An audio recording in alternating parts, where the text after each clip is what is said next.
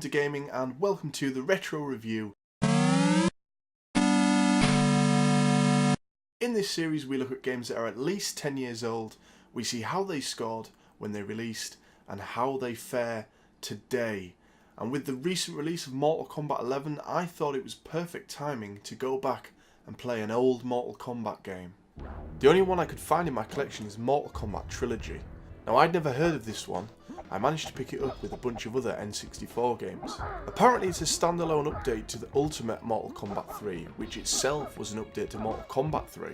The thing that Trilogy did differently was add characters from Mortal Kombat 1 and 2 into the mix, as well as some of the stages from those games. They also added an aggression bar which builds up as you block moves.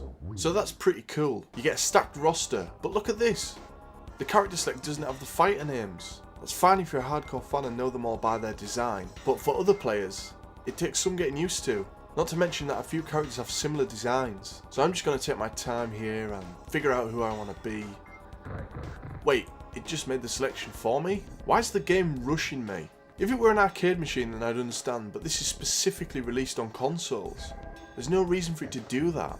Anyway, on to the actual game. With all Mortal Kombat games, there is a story. In the more recent games, this has become a cinematic wonder, but back in the day, there wasn't anything actually in the game that alluded to it. I don't have the booklet with my game, but I'm guessing it had some context in it. I'm assuming it would also have the moveset in there too, since it isn't on the pause screen.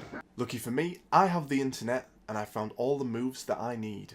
The only problem being, I'm playing on N64, and the pad doesn't really lend itself to fighting games. The move list isn't too extensive, which I actually quite like. It gives you a sense of accomplishment when you start to nail them. I did notice that sometimes the hit reg is a little bit off. Seems like the computer's a cheat. Not that it needs to be. Holy shit, this game's tough. Especially in the latter stages. I cannot get by Montero. The worst thing is, I'm on the easiest level. Games truly were more difficult back in the day. Of course, you have fatalities, but they added brutality in this one. I only managed to hit one of the fatalities during the gameplay session, but the computer hit a brutality on me, and it looks cool.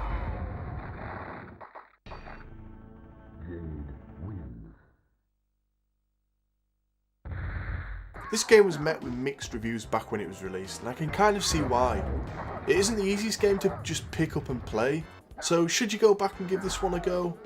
I'd probably stick with the newer games, which are much more rewarding and you can pick them up and just have a blast right away.